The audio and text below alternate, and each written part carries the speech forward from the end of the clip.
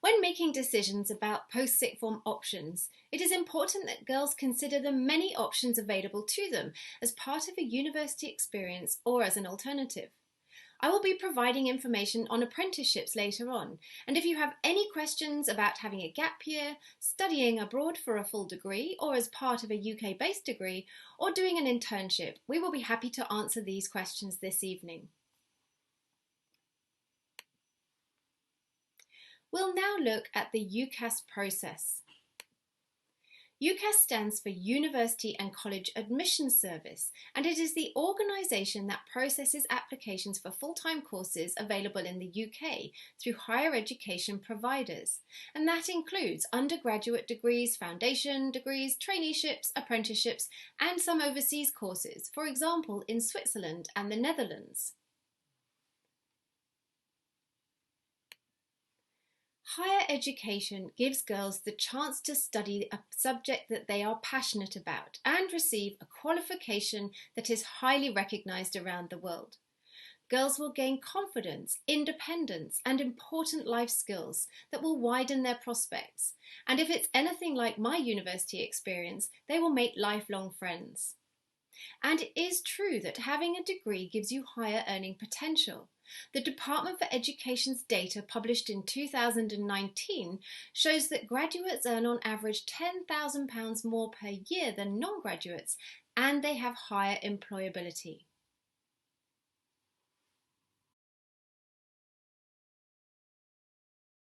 Please help your girls in year 12 negotiate that UCAS or any application process this coming year. So all of the girls will take part in a UCAS day. This day, it's Friday the 3rd of July and it's online. I'm quite excited about it because we've got some exciting activities planned.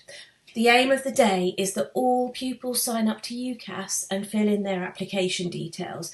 Even if your daughter is not sure whether she wants to apply to university, or even if she's sure she doesn't, they will still take part in this day because I've been doing this for a lot of years, and we always find that some people change their minds at the last minute. They want to go when they've never wanted to go. They might change their minds on results day. So this way they'll have their application ready and prepared so they can do whatever they want with it. The sixth form team, so tutors, Mrs. Cork, the form tutors, Mrs. Good will all be on hand on that day to discuss their applications and talk about their career choices and ideas, whether they've got a firm idea that they're going to do law and there's nothing else, or they have no idea what they want to do. We're just going to talk about that process on that day. Then, when they do start their applications, if they're applying for a subject that they're already studying, their teachers will always be on hand to support their application. If it's something they're not studying, also we'll do all the research. I think we've been through every subject you can think of in the last few years at St Mary's. So there will always be subject specialists on hand to support your girls in whatever they choose. They've already started their weekly careers sessions in their PSHCE lessons, and we'll continue with that until the end of the UCAS process, and they will have time every week in those sessions to go through their personal statements and any part of their application that they're wondering about or struggling with. And they'll also get one-to-one support with drafting their personal statement. So as they have done with me in the past, and they will be able to with Mrs. Cork this time, they'll be able to book one-to-one appointments, as many as they like, with Mrs. Cork, and she will help them draft their personal statement. Some people write 2 drafts, others write 17. It's all different, but we'll just take them through it. And they will also, around November time, have mock interviews where we will get specialists in the subject that they've applied from. You may already have done these interviews as parents, I think yourselves, and we will do an interview with that specialist as if they're interviewing them for a place on the course at university. And they've said this is really useful, and actually the girls have said even when they've left university and they've gone on to apply for jobs, they found this process very helpful.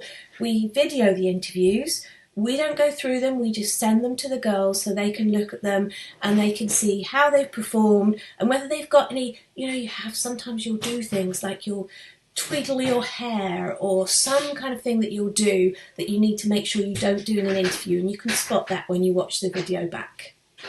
Plus, we help with supporting any other applications, of course, so those people who want to study abroad or apprenticeships, and you'll hear more about that later from Mrs. Cork. We'll help them with the tests for certain courses. Some of them will have to be booked during the summer. For law, they'll need the LNAT for a lot of courses. For medicine, they'll need to take a special test. Also, for Oxford or Cambridge, they always have to take a special test, which is actually taken in school because we are a test centre, so we can help them prepare for those. We have groups and one-to-one sessions and information days for Oxbridge applicants. Sadly, we missed our Oxbridge applicant day this year because it was just after lockdown, but there have been lots of online events which I hope the girls have and will make use of, because they are doing really well with that. And we'll also give them guidance for any additional work they do, such as essays that they have to write, especially for Oxford or Cambridge, tests, as we said, that they'll have to do, or portfolios that need preparing if they're going to do an art or a design course. So, researching courses. This, I know some of the Year 12s have already started doing, which is brilliant. When we met them last week, they told us all about this. 2 really useful websites, if you haven't come across them already. unitasterdays.com, which gives you a wealth of information about virtual courses and virtual tours. There is everything there, from history to archaeology to engineering to English. Every course you can think of, there's a taster day or a session for that you can book into from now onwards. And whatuni.com also, which gives you all the information you need, they say, to find the right universities, such as student surveys and league tables, etc., so that you can look at how well your course stacks up in all the different universities. And of course, different universities specialise in different things. So a university that your friend might be going for one subject might be way down in the league tables for the subject that you're looking at. So when people say, oh, that's a good university, that is not necessarily the case. They're good in very specialist areas, so that will enable you to research that. Obviously, when you're thinking about going to university, you need to think about the finance. So the course fees, any grants that you can get, travel opportunities that you might get. A lot of courses do a year in industry or a year abroad, and the living costs. Obviously, if you're going to have a flat in London, it's going to cost you an awful lot more to live than it will if you have a flat in Liverpool. Travel to and from home. Again, my son's at university in Liverpool. It can cost him up to £60 a time to come home. So he's not coming home every other weekend. We barely see him from one end of a term to another, apart from a lockdown when he was at home all the time. But there you go. And accommodation, you want to think, do you want uni halls or private residences? Again, both my children opted for halls in the first year. They were both absolute dives, but they didn't seem to mind. But then they opted for a flat, one of them, and a house, the other one, and they were much nicer for their second and third years. So that's something to think about, what's available where you choose. And really important, extracurricular activities. Lizzie Marshall, who has just finished her degree now, she joined the cheerleading team when she went to Falmouth, went to do her art and design course, and she absolutely loved it. Loughborough is famous for sports. A lot of universities have, if you're near a river, you might want to go rowing. If you're near the sea, you might want to go surfing. So these are really important lifestyle choices to make. Visit. There are lots of online tours. Your daughter is permitted to take up to 5 days in total for university visits, so 3 would have been in this term. But there are 2 in the first half of next term as well. But obviously virtual tours are unlimited and they're really helpful too. And hopefully during in the summer, you might at least be able to go and visit some of the places that you're interested in. So there we go. Virtual tours, the website, you can click on the UCAS and it will have a list of all the virtual tours that are available there, and opendays.com, as I said, will give you information about all the open days. So, key features of the UCAS undergraduate scheme. When you apply, you can only apply once. So your personal statement you can only do once. If you don't know what kind of course that you want to do and you want to apply for several different ones that will require different personal statements, you can do that. You just have to contact the universities individually and send a separate personal statement with that application. So it's not impossible at all to apply for different kinds of courses. Also, there's only one application through UCAS, but if you change your mind after you've applied, you can contact the universities again and say, look, I applied for psychology, I really want to do sociology, as one of our students did last year, and they will ask you to do another personal statement for the different subject and send it to them direct. So there's loads of options. For UCAS, the application fee is £26 if you make more than one choice, £20 if you're just going for one, and that is paid by the school and you'll be billed for that at the end of term. So we pay all of those up front. And maximum 5 choices on that UCAS form, so you have to narrow down your universities you want to go to 5. Some people apply for 2 courses at the same university, or 2 different courses at the same university. That's fine. There are some restrictions on that which I will tell you later. And there's something called simultaneous consideration that UCAS does, and that means that when you make your application, the universities can't see the other choices that you have made, so it makes it completely fair. They can only see that you've applied to them. So here is the process. So you start off, you register. That's what we do on the 3rd of July. You apply online using UCAS. We'll do that from September onwards. The universities think about your application. They will make you a conditional offer or not. Some of them will do it very quickly, within a day of you applying. Some of them take months, and it just depends what university and what department you've applied to. So your daughters shouldn't worry if they don't get any offers straight away. It's just one of those things. You just sometimes have to wait.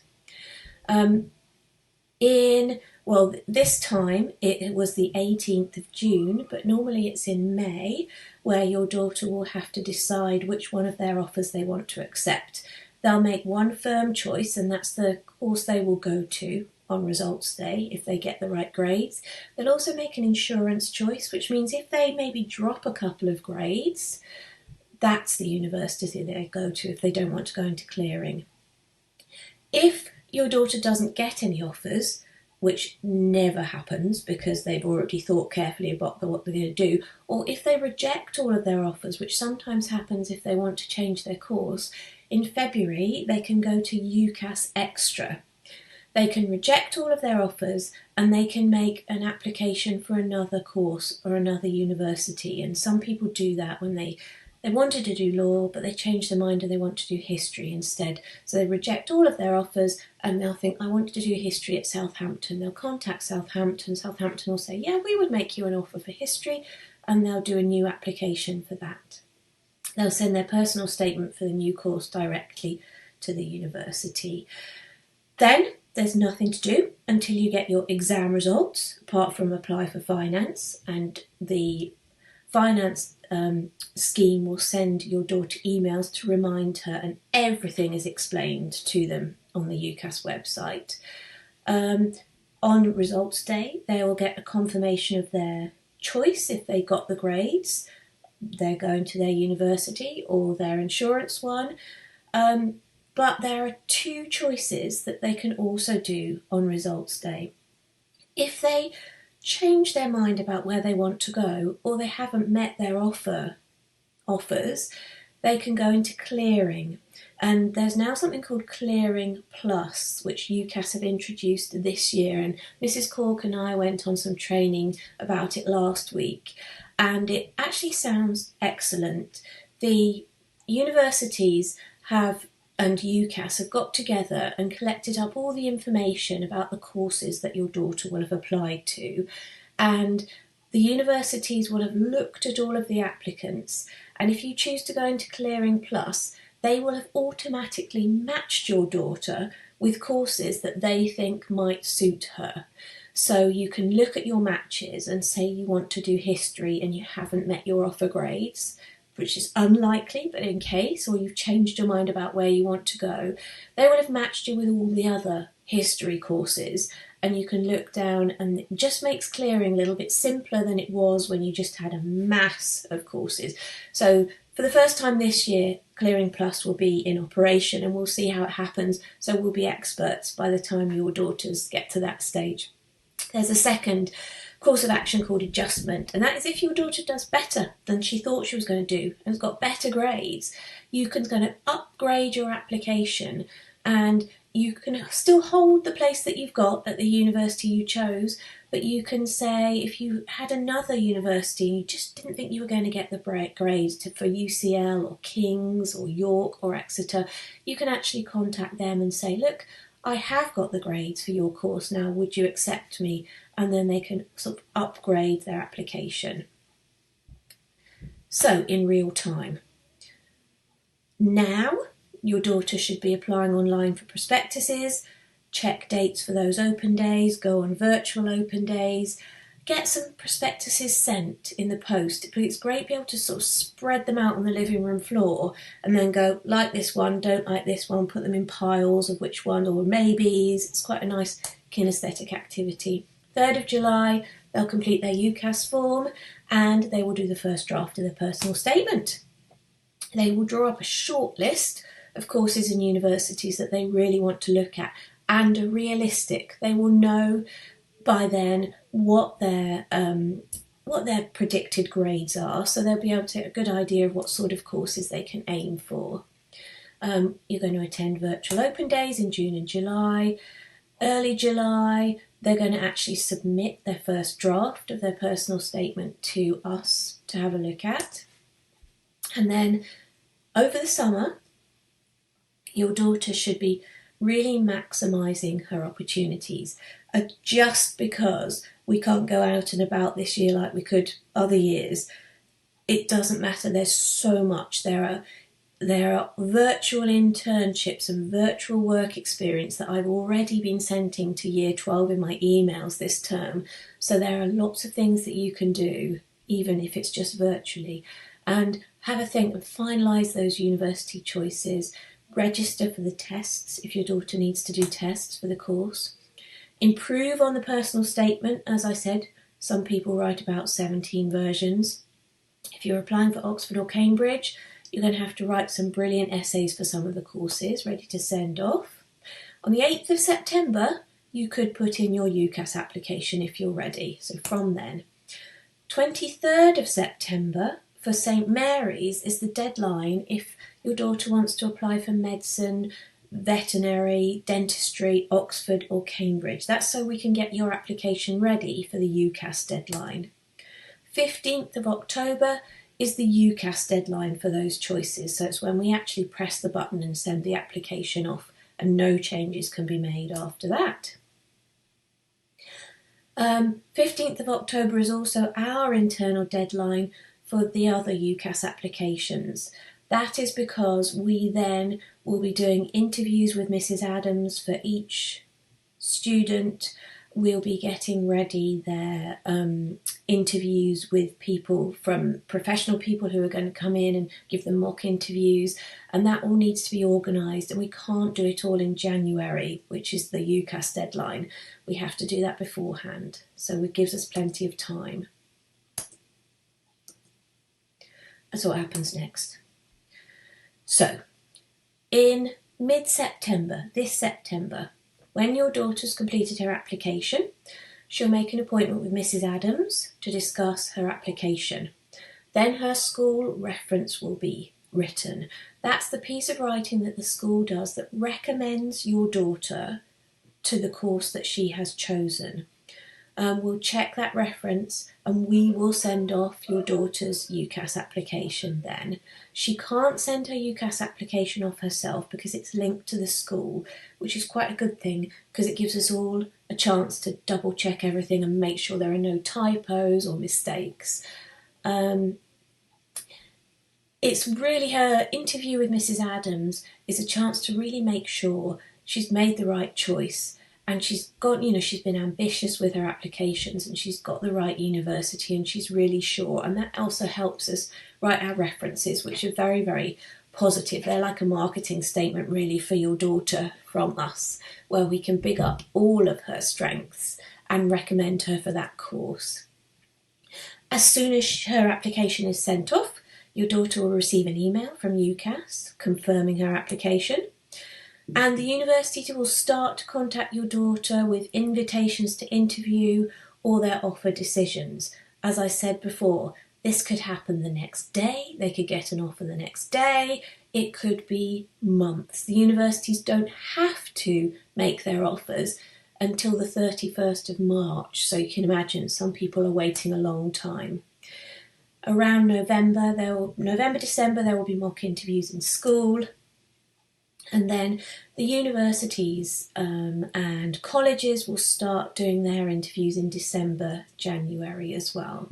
So just run through the UCAS deadlines. Mid-September, so from the 8th of September actually, you can submit your application to UCAS if you're sure what you want to do.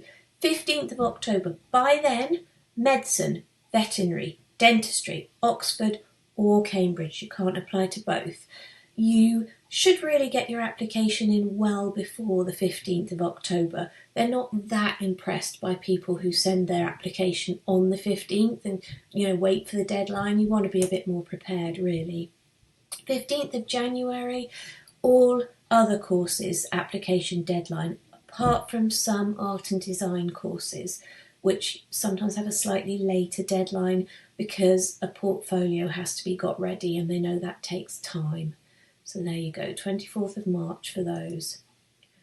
Each course is different. Some people will apply for an art foundation course, which is often not applied through UCAS, but is through the university or the college itself. So we'll help your daughter with that. Until the 30th of June, applications are held for clearing, and then on the 6th of July, clearing opens, and that's when your daughter can start looking again at courses if she's unsure or if she thinks she might not get the results she needs. On the 6th of July, you can start looking at what other courses are available through clearing. So, on the form, you've got a maximum of 5 choices, 5 courses. You could apply for different courses at the same university if you want to. But if you're applying for medicine, veterinary sciences, dentistry, Oxford or Cambridge, you can only make 4 choices, and it's Oxford or Cambridge. You can't apply for both. Simple, 1 choice is £20, 2 to 5 choices is £26. The school pays that up front and you get billed later, so you don't have to worry about that. Application is always entirely online, and simultaneous consideration. The universities can't see what other universities you've applied to. And I'll hand over now to Mrs. Cork, who's going to tell you about personal statement writing.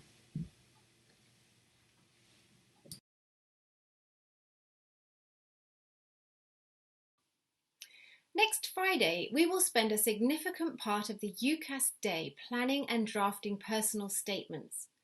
This is the only section of the UCAS application that your daughter has control over, and it's her chance to market herself as an individual.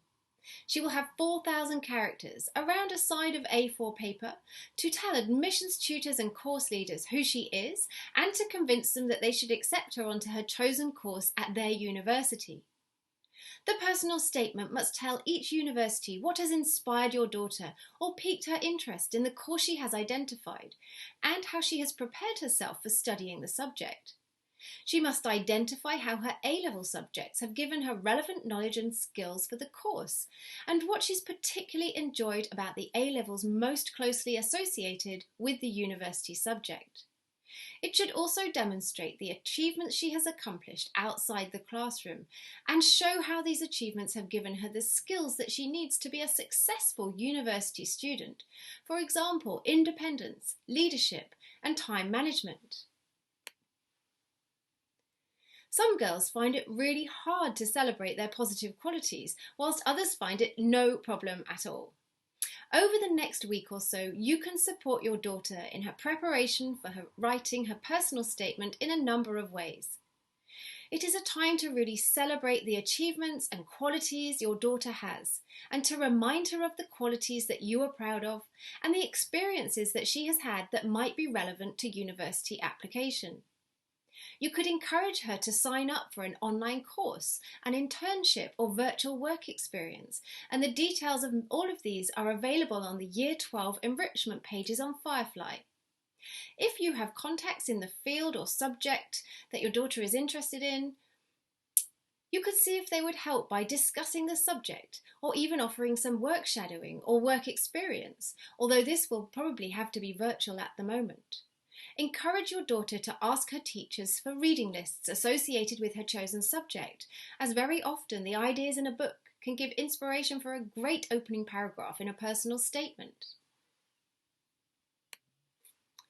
There are several websites that provide information on how to write a personal statement. The links are provided here for you to access later if you wish.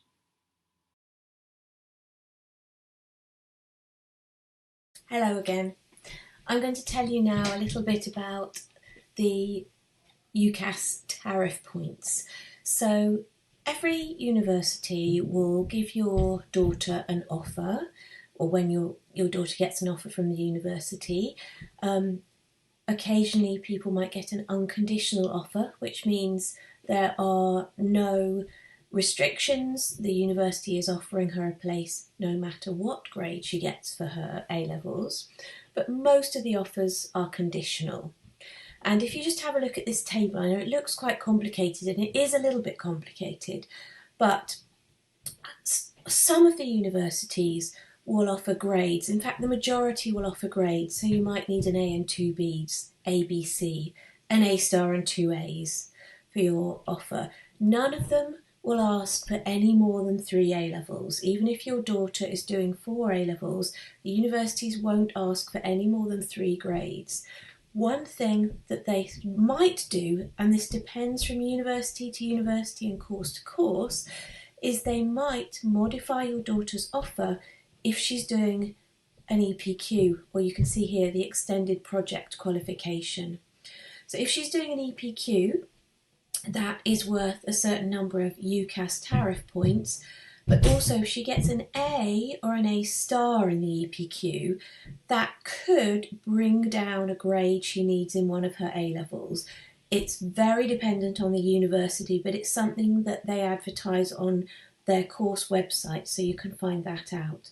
So for example, if you get an A in your EPQ, that's worth 24 tariff points. And if your daughter applies to some of the newer universities, or some business and marketing courses, or perhaps more technical courses, will sometimes ask for tariff points instead of grades. So for example, if she gets 3 Bs in her A-levels, that equates to 40 tariff points. BTECs, which we do in food and nutrition and in textiles here at St Mary's, and maybe some other subjects, also attract the same number of tariff points really as A-levels, because they're level 3 qualifications, the same as A-levels, and universities view them as the same as A-levels. They're equal. So if you get a distinction star, for example, in your diploma and your BTEC, that's worth 56 points. If you get a distinction, that's the same as an A grade at A-level, and that's worth 48 points. Now, you can also get UCAS points for loads of other things, including music, lambda, and dance. I put them here because you can study them at St Mary's too. However, just be a bit cautious if you are relying on those points to up your points number, because if you get a grade 8 music exam and if you get distinction in grade 8, that will get you 30 UCAS points, which is equivalent for a grade D at A level. If you get a distinction at grade 6, so grade 6 is the first grade that will start attracting UCAS points for your daughter. You get a distinction, you'll get 12 UCAS points. So it's not going to be a great way of upping your points to get to a better grade. Your A levels or your BTEC or your EPQ grades are much more important. So once your daughter has made her application, she will be automatically entered into something called UCAS Track, and that will allow her to follow the progress of her application online. She'll be able to see all of her choices, see all of her information in there, and she'll be able to see her offers and the conditions on her offers from the university. She'll be able to reply to her offers online as well. And we as a school will also be able to see all those things, so we'll be able to help her. Now, decisions and replies. There are 3 decisions that the universities can make. They can say your application is unsuccessful. They can give you an unconditional offer, which a couple of years ago was very popular, but now has become quite rare. Or they can give you a conditional offer, and that will be your A-level, your BTEC grades, or UCAS tariff points, as you saw on the table. Once all of the 5 universities, or however many your daughter has applied to, have sent their decisions, she can then make her choices. She can't firm up her choices until she has all of the decisions from all of the universities. But as I said, that's not until May, so she's got plenty of time.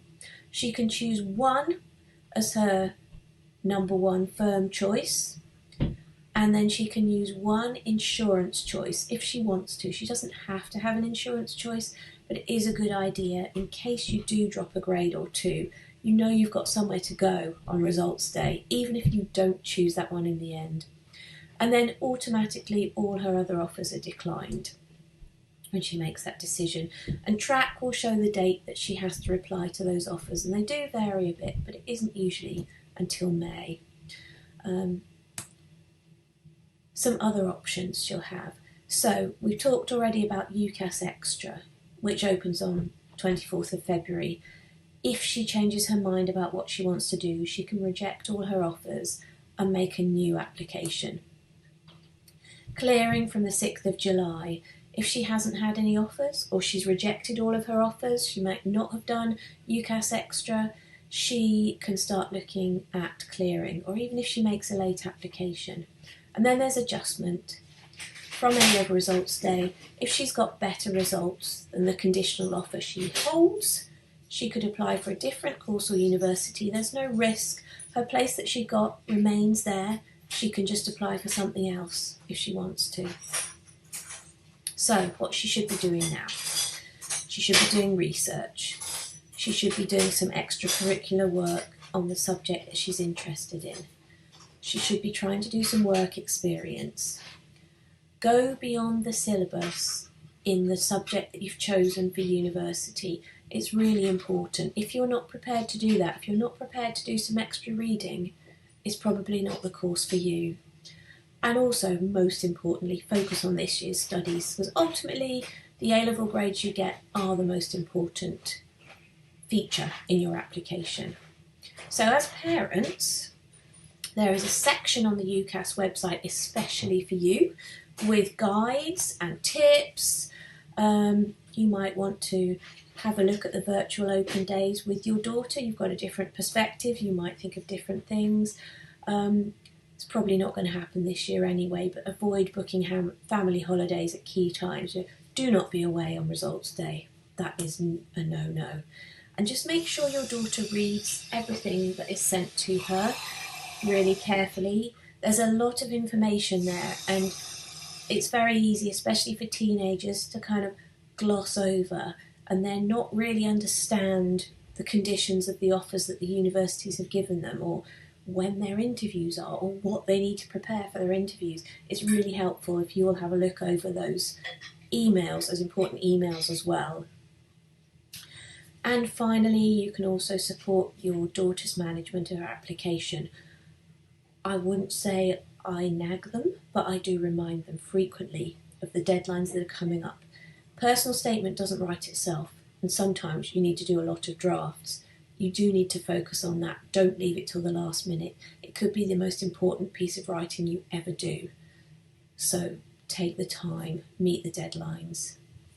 As I said, UCAS has got videos on key topics, especially for parents, like this one on the UCAS process that you can click on.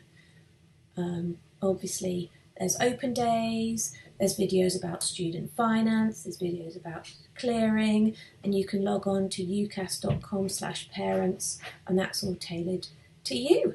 Now I'll hand back over to Mrs. Cork for apprenticeships.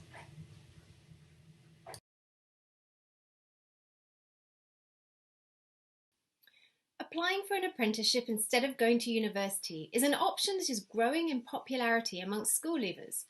There are over 6,000 higher and degree apprenticeships offered by a huge range of companies, and they can give students the chance to earn while they learn, which is an attractive option for some. The qualification you receive depends on the level of apprenticeship you undertake. Level 6 is an undergraduate level, and Level 7 is a master's level. Apprenticeships can require at least 5 GCSEs, grades 9 to 5, and A-levels. Some employers have specific entry requirements. For example, recent IT degree apprenticeship adverts have required an A-level grade range of ABB to CCC or qualification equivalent. Apprenticeships are not a soft or easy option, as you have to combine work with study, and on a degree apprenticeship, you're working at a bachelor's level, just like all other undergraduates. Although you work for a company, the degree is awarded by the university that they partner with, and each company partners with just one university. This slide gives examples of some of the companies that are offering apprenticeships and the kinds of qualifications you can get through Warwick and Exeter universities.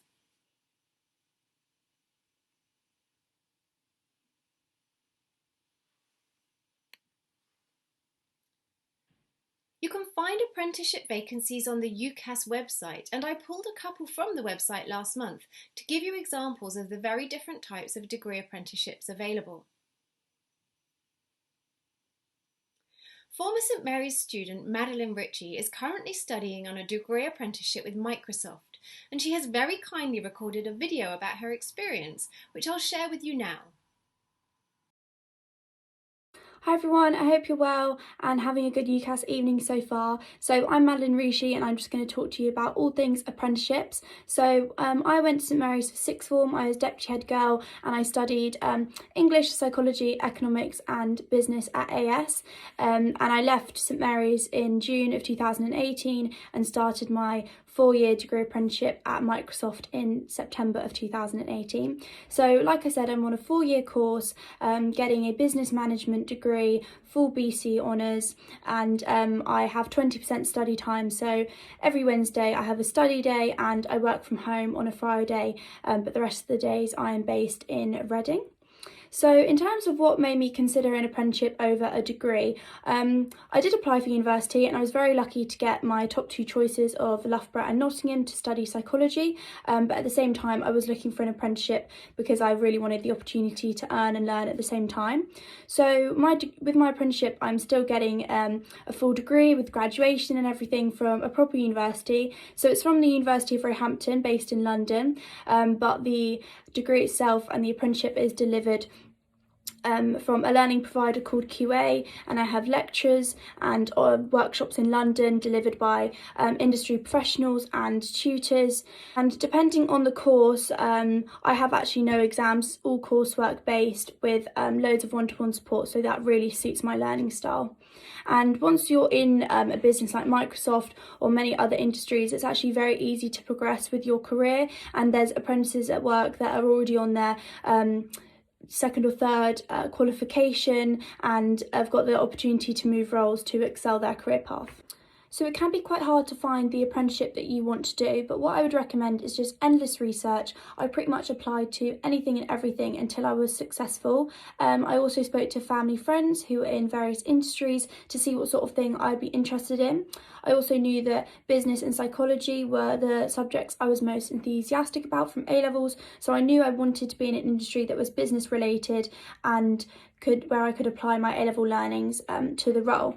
So what I would recommend is the Times newspaper released an annual report on like the top 100 best apprenticeships. So I basically went through, highlighted any that I would be interested in and applied. Also, notgoingtouni.com has some great opportunities on there, different companies, small, large, anything in between. So I'd definitely recommend looking on there, as well as the government website for apprenticeships, as they list some different ones that you might not find just from doing regular research. I also knew that I wanted to kind of work for a big blue chip organisation, so I would recommend searching the top companies in the industries that you would be interested in. So I had final interviews with IBM and Microsoft. So there are different levels of apprenticeship qualifications. So you have level 3, which is a 1-year course, level 4, which is 18 months, and then level 6, which is the 4-year full degree course. But it's important to remember that you don't have to go straight to the level 6 to get that degree. You can start on a level 3 and progress upwards. And I know that many different companies do offer this as a way of keeping you in the business and progressing with that. So in terms of the application process, I'm not going to lie to you, it was very intense. There's 5 different stages, which I found across most businesses. Some chop and change them perhaps in a different order, but for the majority of them, there are the top 5. So the first stage is to submit your CV. Pretty easy. The second stage is an online form, and then the third stage is a psychometric test where they kind of get a feel for what type of person you are and if they feel like you would be a good match for their company culture. Then the stage 4 is your online interview. So this is probably the one I struggled with the most, because it's something that I wasn't used to, but it was really good to practice. Then finally, the 5th stage is the assessment centre and final interview, where you will often meet management in person and actually go to the place of work. So I would definitely recommend to practice this stage on not your top option. So get some practice in of those online interviews and filling out those forms first, as it's really good to have a trial run before you do it for the one that you really want. And remember that there could be thousands of applicants going for the online interview, but then as soon as that's done, it gets cut to perhaps the hundreds. So if you're successful in that getting from stage 4 to 5, you know that you're pretty close to the opportunity. So for example, for Microsoft, there was over 4,000 applicants and around 40 candidates in each assessment centre for the different levels 3, 4 and 6.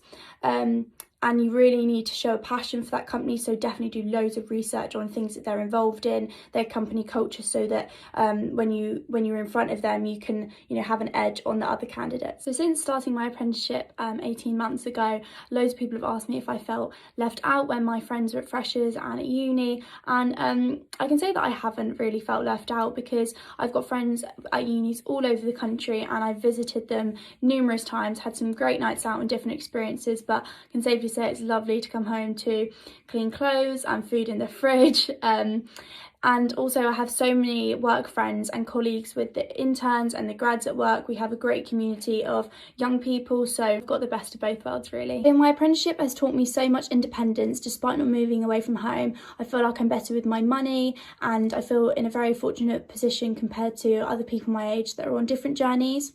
And the best thing that I have learned from my apprenticeship is that compared to my expectations of not really knowing where my next 3-4 years was going to lie, I can now see how my career path is being built, and I love that I can see my learnings from my degree applied in real life, and it becomes so much easier to write my assessments because the things I'm writing about are the things that I do in my day-to-day life and my role, compared to being at university where it's very case study based and you don't have that real workplace experience. Also, I am given the autonomy at work to manage my own projects. I have guidance from peers and management to build my career path, as well as bring my learning into that. To describe a typical week with my business management role, I have one-to-ones with my manager, I have calls for upcoming events, I do sales data analysis, I have lots of stretch projects with different apprentices, so I'm working with professionals and different early in career to try and balance my work. I'll have my one day of study, and then I have my weekends all to myself.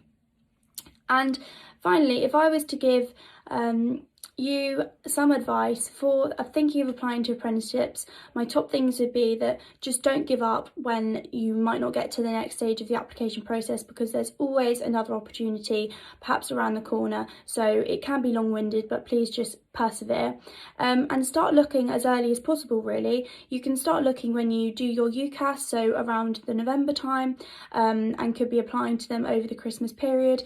But do remember that some of the apprenticeships don't open up between until the March to May period, so you have to keep an eye on it. It is quite a long-term thing, and I didn't make my decision until I actually got my A-level grades and my uni places, but I did decide in the end that a place at Microsoft would be best suited to me to do the degree at the same time. So I also deferred my place at uni to study psychology for a year, to see if the apprenticeship would work out, and I'm very pleased to say that after nearly 2 years it has, which is fab. And it's not so subject based really, it's more to do with the skills that you have and the things that you're passionate about and how you like to work. So I love discussion, debates, team activities, long-term projects, and business. So I knew that my business management role would kind of encapsulate all of this, but perhaps if you're more maths based, you could go into finance role, which would then open up many different avenues, and also think about really what industry you're most passionate about. For me, I love that technology impacts everyone's day-to-day life and it's always evolving, but you could go into fashion, recruitment, events, public sector, and many more. So yeah, that is my last piece of advice for you, and I will send a list of links for you to look at different apprenticeships to Miss Williams, and she can send that out. But yeah, best of luck with your UCAS, and I hope that this talk will have inspired some of you to look down the apprenticeship route, because yeah, you can't really be earning and learning at the same time. Thank you. Maddie mentioned a couple of resources that are useful when looking for apprenticeships. The Times newspaper publishes an annual report on the best apprenticeships, and a website notgoingtouni.co.uk has loads of information on apprenticeships and degree apprenticeships. I'd also like to draw your attention to a local website called Wannabe Bucks, which can help your daughter to find both work experience and potential apprenticeships. UCAS is an organisation which has a brilliant website. There's so much information on there, and I do encourage you to have a look at it. But also it has a strong media presence, and so I recommend that you or your daughter follow UCAS on whatever social media platform you are on.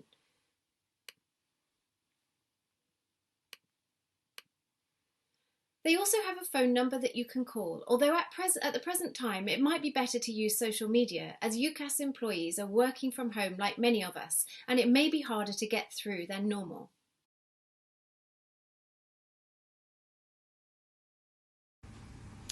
So I just want to speak briefly to you about student finance and just outline some of the key facts.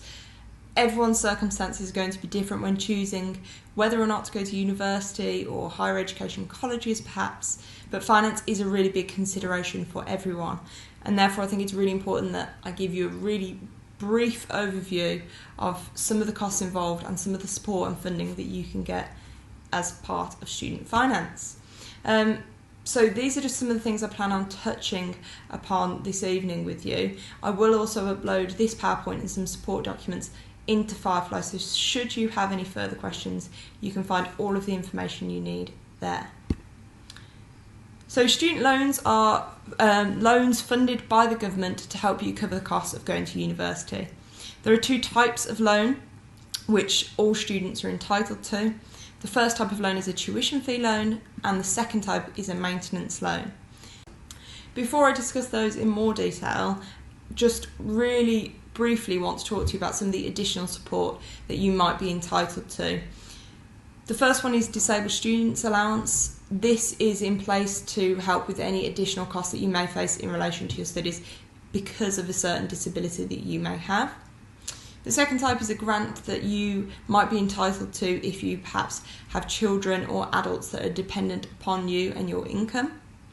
And the third type of additional support is for students studying nursing, midwifery and any kind of health profession courses. So for example, mental health is on that list as well. That's actually something new starting this September, so I'd really encourage you, if you think you might be entitled to any of those additional supports, to look on the Student Finance website before applying for your tuition fee or maintenance loan. So the first part of the Student Finance loan system is the tuition fees. Now, most universities you apply to through UCAS will be approved fee cap providers, and what that means is there is a maximum tuition fee of £9,250 per year for a full-time standard course.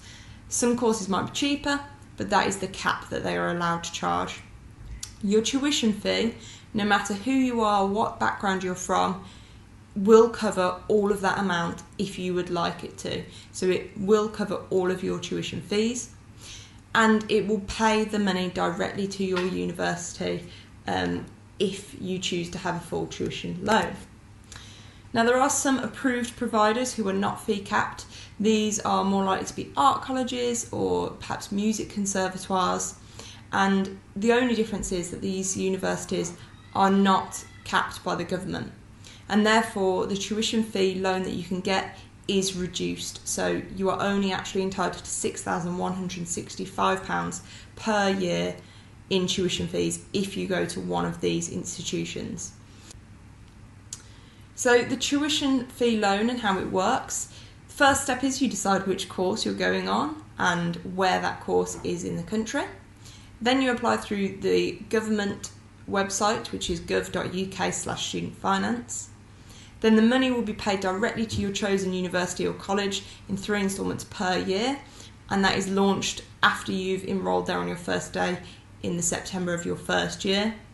And then the brilliant part that you can all celebrate, I'm sure, is that you do not need to pay back anything until you've left university or college and until you are earning over £25,725 a year. You'll notice when you go on to apply to Student Finance that it will ask you to put in your chosen university. If you haven't yet confirmed your number one university place or even had your results to firm your option, that's okay. You can just put in the course that is your preferred choice at the time, and then you can go back and change it at a later date. It doesn't really affect your application too much. So then we have the maintenance loan. This again is money provided by the government, and it, in other words, covers the living costs. So rent, transport, books, food, socialising, they all cost money, and this is there to help you have the money to do that and have fun at university. The amount you get will depend on your circumstances, and it is means tested against your household income. It will also depend on where you go to study in the country, because where you live costs more in certain places than other places, and therefore the amount you are entitled to does fluctuate.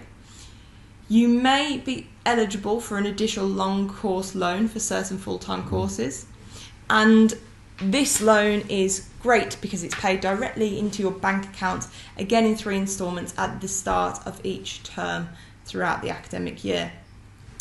It's your money, and therefore you have to budget it, and you have to be smart about how you are choosing to spend it. To give you an idea of the amount of money that you are entitled to in maintenance loans, on the board now is a list of the maximum amounts for 2020-2021.